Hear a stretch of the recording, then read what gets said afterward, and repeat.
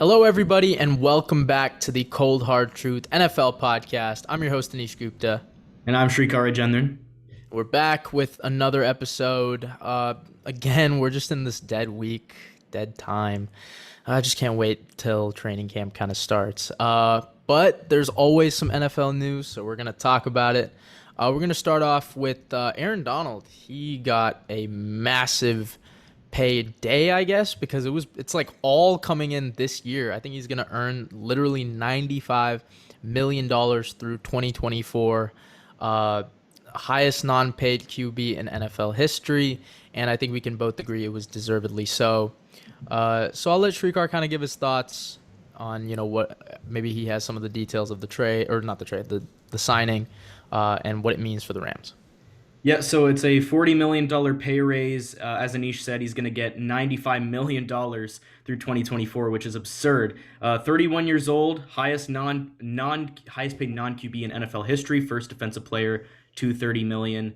And it's going to be $65 million guaranteed. And what the Rams did is they added a lot of void years on the back end so they can spread the cap charges. So I think it's a great deal for the Rams. I'll keep it short. I think Aaron Donald deserves every penny of what he's getting here, and he's worth what it took to bring him back. 8-time Pro Bowler and 7-time first-team All-Pro in 8 seasons, and he has a Super Bowl now.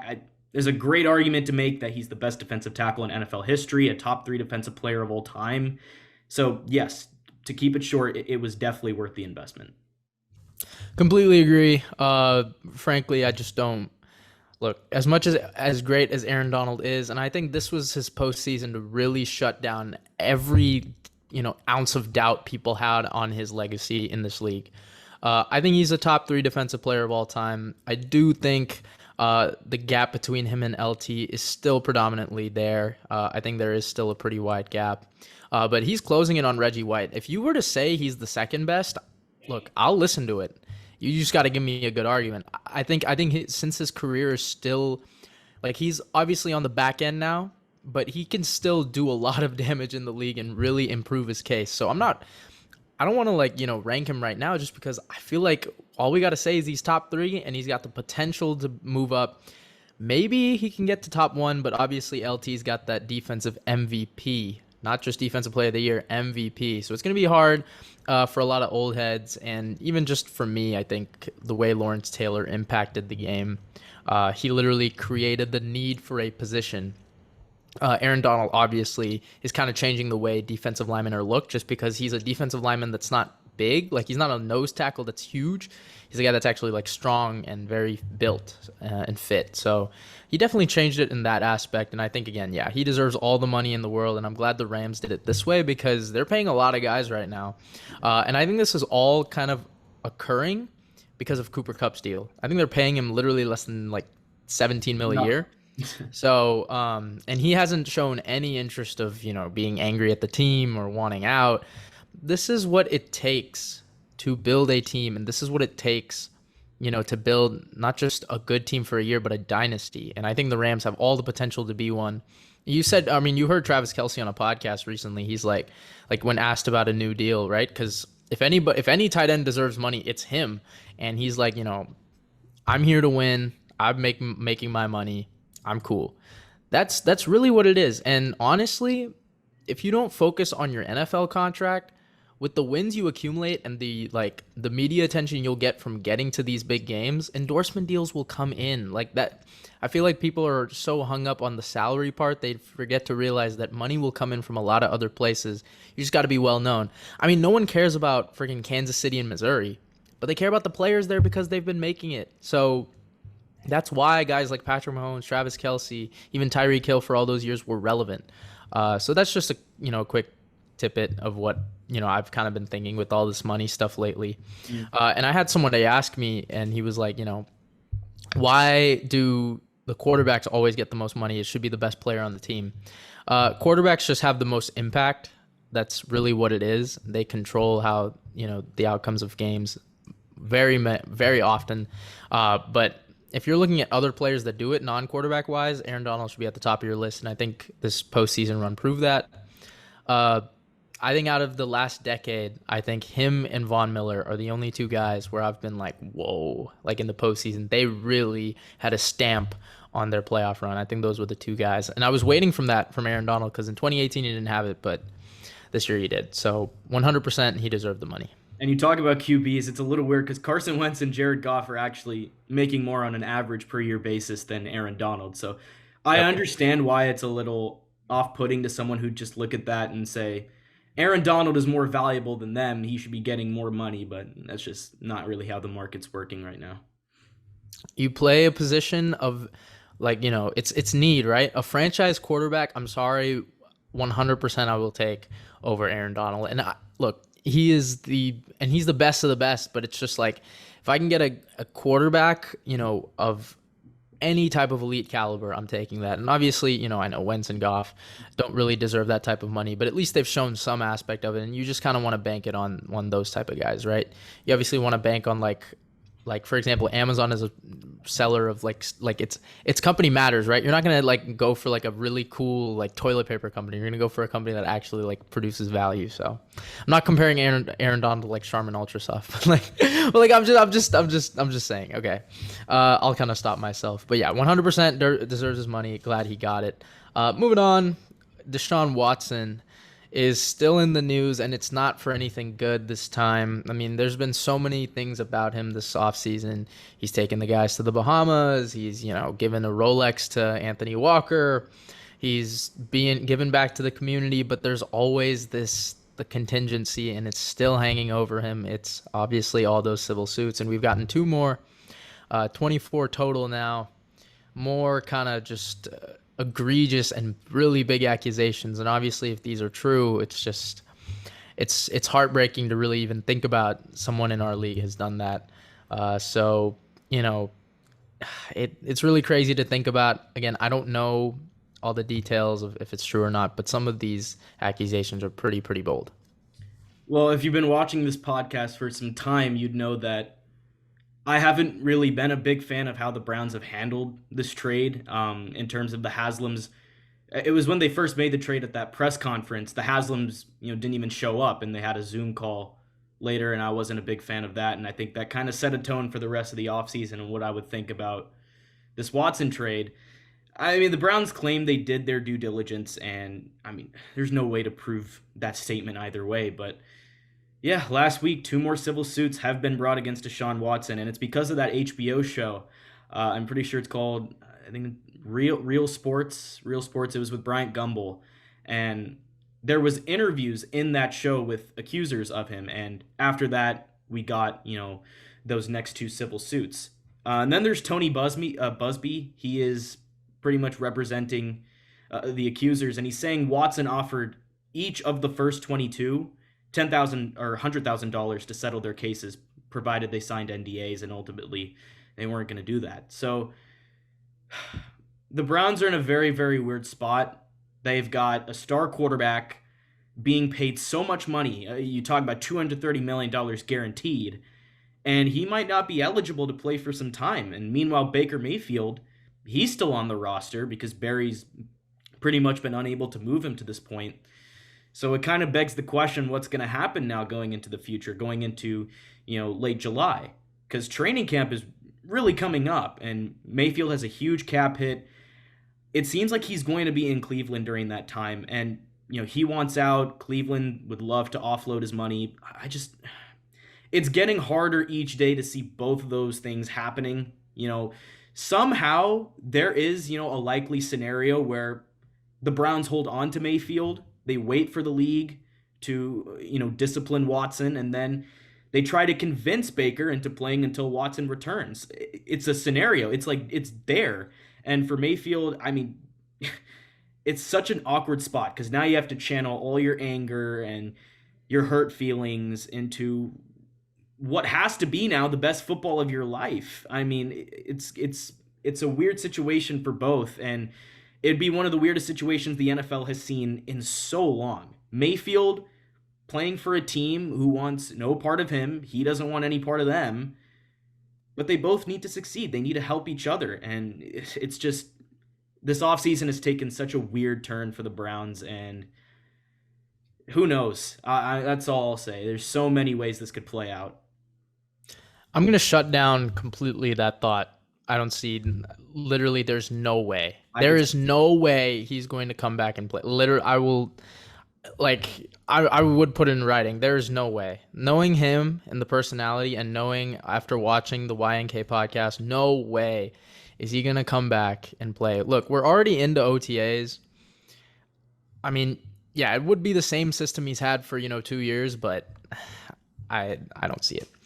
And frankly, the NFL has concluded their investigation of Deshaun Watson. So they can easily open it back up. the new civil suits that have come in, but it's not gonna change. Like, two more civil suits when there's already 22 is not going to change their investigation, because look, what the 24th one, because you sent it in the chat. I'm not gonna read everything just because some of it is very explicit to be said on air. But it's very similar to the claims that have been made earlier, right? But again, it just falls under the category of it being really explicit and non-consensual, and the stuff he's done is just really bad. But they're all falling in the same category, right? And it's a similar type of thing of what he's been doing to just different women, right? So the NFL is not going to all of a sudden reopen the case and go and look at this one suit. And I don't think one extra suit compared to the 22 is going to change their investigation. I think it's concluded. I think they know what they're going to do. Frankly, I think he's going to get suspended. I don't know how long, because we've never seen a type of thing like this. But I do think it's just a little bit odd that these type of claims have been coming after the show, right? And then after he's gotten the $230 million guarantee. I'm not, because women are more confident to speak up, which is why I was saying the NFL could easily just reopen, because they need all the details they can. If it's an investigation, especially into a right, but they cannot give a a verdict on whether he's guilty or not. They can't. They simply are doing it from their jurisdiction, which is what is his offense, and what does that qualify towards a league suspension? What can the league do in terms of a punishment based on what he has done? And so one extra case is not going to all of a sudden reshift the bounds of what his penalty is. I don't think so. So I think in terms of the NFL, I think the investigation's been concluded. I think this 24th case just really adds on to another ongoing thing of whether he should or should not be, criminally charged or, civilly based on another suit. I think that's really all it is. And I think in terms of, from a football perspective, it's not going to hinder him from practicing with the team. He's still doing it on a daily basis. And honestly, I know we can't even talk about him from that perspective, but he's looked really good. I just want to say that I've really liked the clips that I've been able to see. As a Browns fan, I'm just looking forward to some Browns football. And of course, we can't stay out of this off the field drama. But yeah, in terms of what you're saying, it's not going to cause them to reopen the investigation. I still think it could, because even if you're handing down discipline, I agree that they can't hand down a verdict. Like, that's asinine. That's just something they can't do. But if you really want all the details to hand down a type of discipline to Deshaun Watson, you'd look into each. But this is the NFL we're talking about. What they've done for the last 1.5 years is they've literally just been looking at how the cases have been going. They've been talking to a certain amount of people, right? Again, it's just coming down to a he said, she said. And another case of she said is not going to, change the whole dynamic of what they're looking into. It was said about, I want to say 4 or 5 days ago, that the investigation is concluded, and they've been saying for the last month or so that they're going to give a verdict of his, punishment by June or July. It's already June, so I think it's going to come within a few weeks, and we're gonna get our answer. I think that's really what it's going to be. I think the only reason I really wanted to touch on the 24th suit was just because, again, it's not stopping. Right? Like, there's just more and more to where it's really hard to get to a point where it's like, they're all here, right? It's hard to get to a point of saying he's completely innocent when they're just, more and more coming. But again, like I've said for the last, however long this has been going on, it really just comes down to a he said, she said situation. I really wish it didn't, but there's just no definitive proof on both sides. And I think that's why Deshaun Watson will not be criminally charged. That's just what I think. I don't think it's right. I don't know if it's right, but I think that's pretty much all we can say. All I'll say is, just because the NFL concludes the investigation doesn't mean they can't reopen it back up. I'll just keep it at that. They All could right. easily just go back into it. What does that mean though? Like, what is You open? can check each of the you do your due diligence, and that if What that does means that you mean still though? look at Like why every would if I'm done with if I've closed the case, which and do you know what like due diligence means? You go re-speak with the lawyer, you then when re-speak something with the comes back person. up, I'm not gonna like when I say they close the case, it's not like a file where they can just like re-click and like go. It's something that just has been going on. Like one case out of 24 is not enough to reopen. I'm telling you right now, they won't. And I like there's always this possibility of could, but one or two, which is literally what we've had in the last I think 1.5 years. Like literally it's been one or two because it's been the whole number's been 22. So nowhere near enough. Moving on, we're gonna go into Kyler Murray showing up for OTAs. Obviously, he's been dealing with something that's more football related rather than non-football related. He showed up despite not having a contract yet. We kind of talked about this when we were talking about Lamar last time. Um, he has to kind of show up, right? Like he's here, I think he deserves an extension. I think a lot of people do. Sure, he hasn't backed it up from a winning perspective, but you're again, like I said earlier, Kyler has the leverage. The Cardinals are stuck in this very murky situation where it's like if they give him the money, right? They're kind of, yeah, it's a lot, but he gives you a better chance to win. He's been getting better every year. If you don't, you're going to be too good to a point where you can't get a good quarterback in the future, and all your players are going to kind of get older and up there by the time you do. Also, Steve Keim and Cliff Kingsbury, the time is ticking on them as well. They've got 4 years, and you obviously want to have a quarterback who's young enough and who's already proven who can take this team to new heights in 4 years. I think this is a great thing that the Cardinals have done. They've given themselves a proper window and a proper boundary. And I think, honestly, they should just get Kyler locked up now because over time, Kyler will get more and more leverage. Because same thing with Dak, right? If he gets hurt and the Cardinals stink, then he's just going to, put it on the preface, say, hey, you need me to be relevant. I don't think they should do that. I think they should pay him as soon as possible. But Kyler knows he can't miss out just because of the new CBA regulations. So it's really all I took away. yeah, for Kyler Murray, he's been really public about wanting an extension this offseason. I think it's a smart move to show up. Now, organizations and like teams, they don't really get shaken by a player skipping some offseason work, but Murray showing up more so helps him win public support because instead of holding out and causing friction with the fan base and the organization, he's showing he's committed and he's willing to help this team win games, and that's something that is going to play well with fans.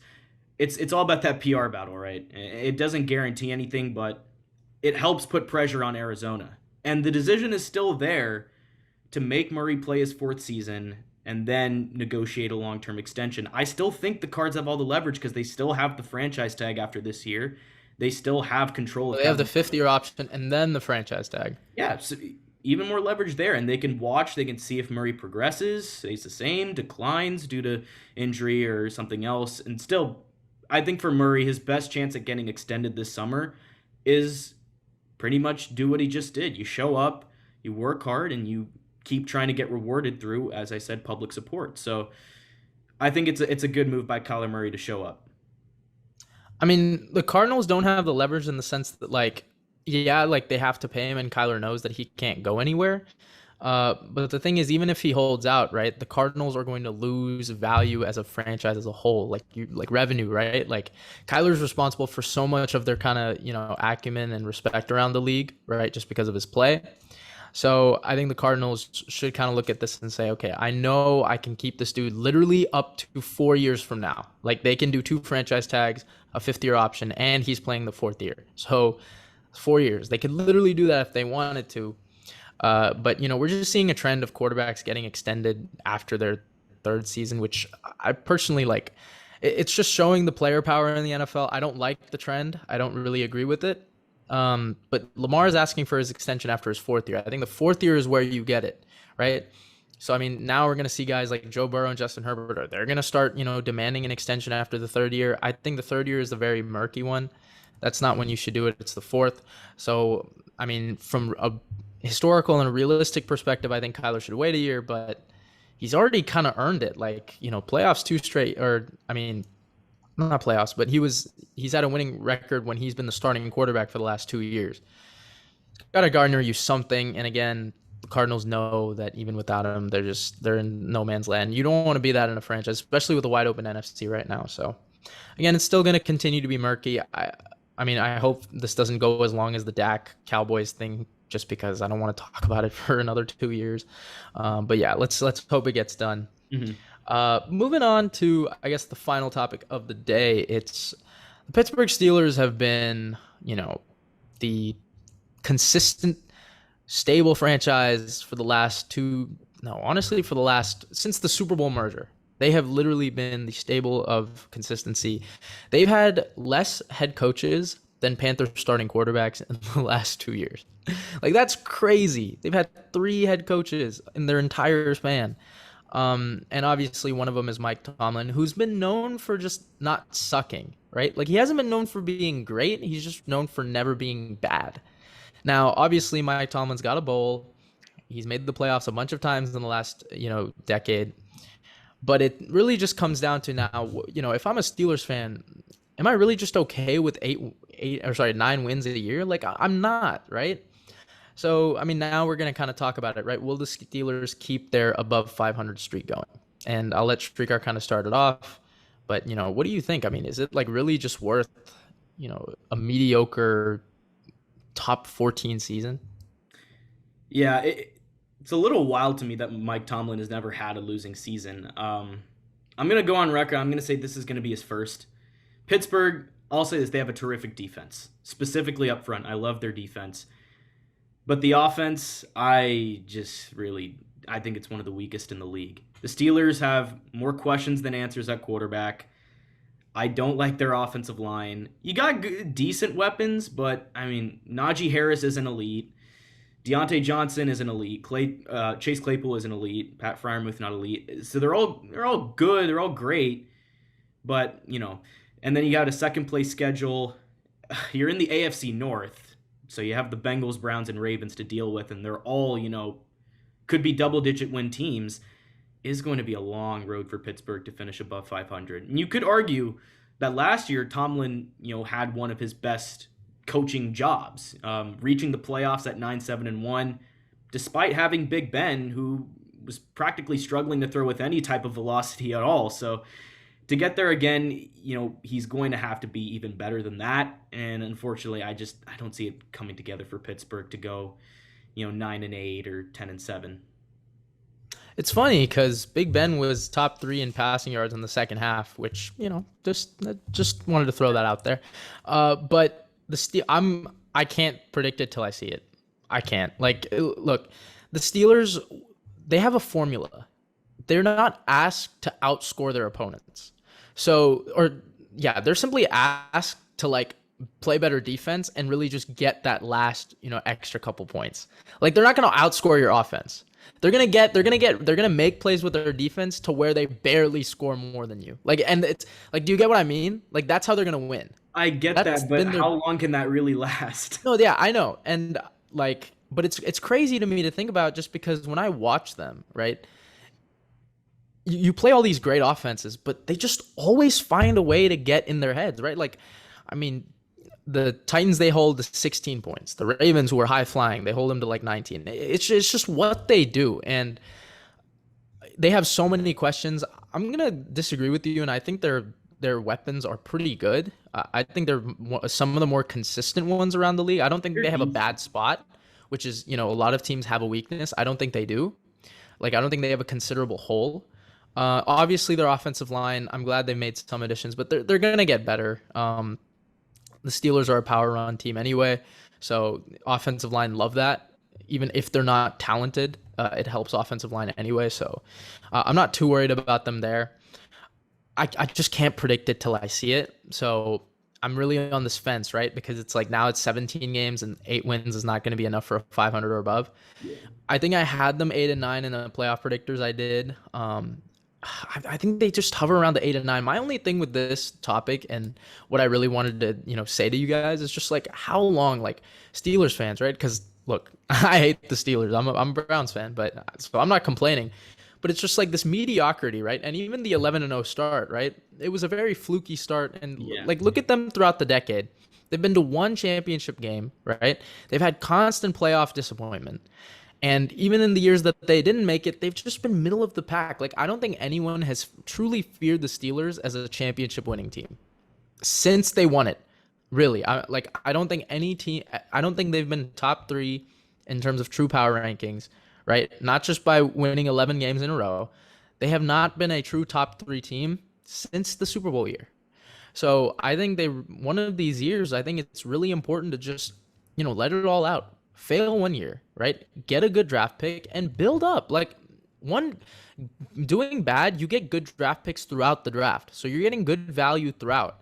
And obviously Mike Tomlin is here to stay. He's like, he's not old, right? He's not like super old. He's here to stay. And you've got some young guys. I'm glad that they're doing this. So they're rebuilding, but they're not rebuilding at the same time. But I think you've got to take a bigger step towards getting higher, right? Because you don't want to just get back to where you were last year. No one fears you, right? I think this is just what Pittsburgh does. They retool or reload. They're never. But I don't and I'm not a fan of that. And obviously, this is going to be their first starter in over 17 years that's not named Big Ben Roethlisberger. So let's see in the direction that they kind of go, and I'm really anxious to see that.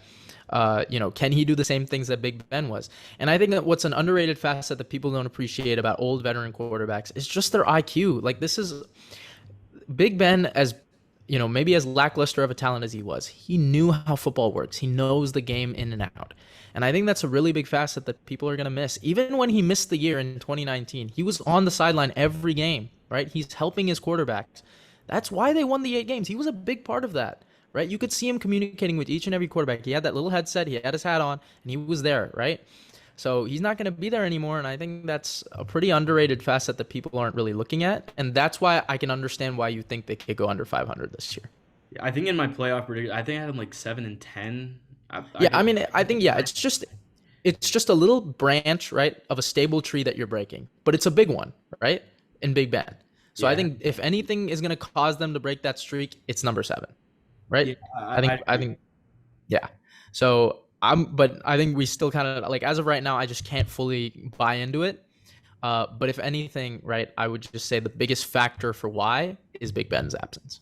Yeah, I could definitely see that. It's just that I agree with you in that, like, I can't believe it until I see it. But if I'm just predicting it now in June, I just don't think they're gonna do it. Like, honestly, I think last year's roster had a better chance of going less than 500 than this year's roster. And I know that's, like, pretty bold, right? Considering that the AFC is more stacked this year and, like, their roster can be seen as worse. But, like, if you looked at it, I mean, they were just, like, if you looked at them to start the year off, they were just flat out outmatched by their opponents, right? Like, you saw the Raiders game, right? You saw the Bengals game. What else was it? Like, they started off, I think, like 1-3, 1-4. They lost to the Packers. They were like 1-4. So they were simply outmatched by their opponents. And I thought that was, like, really the year where it was like, oh, okay, we're seeing it, right? Terrible start. What do? They pick it on up. Teams get fatigued, right? Offenses get a little bit tired, and what do? They pounce on it. So, and I obviously think TJ Watt is one of the 3 best defensive players in the game. So, when he's on your team, you can really change the outcome. They benefited through some injuries when they played a couple teams, but the schedule is not going to be easy on them. I'll tell you that. Not. Yeah. Well, that concludes our episode for today. Actually, let us know in the comments what you think, if the Steelers will repeat or not. Interested in hearing that. Thank you guys so much for watching. Again, like and subscribe. Leave us a 5-star rating if you're listening on Spotify. This has been the Cold Hard Truth Podcast, and we will see you guys next time.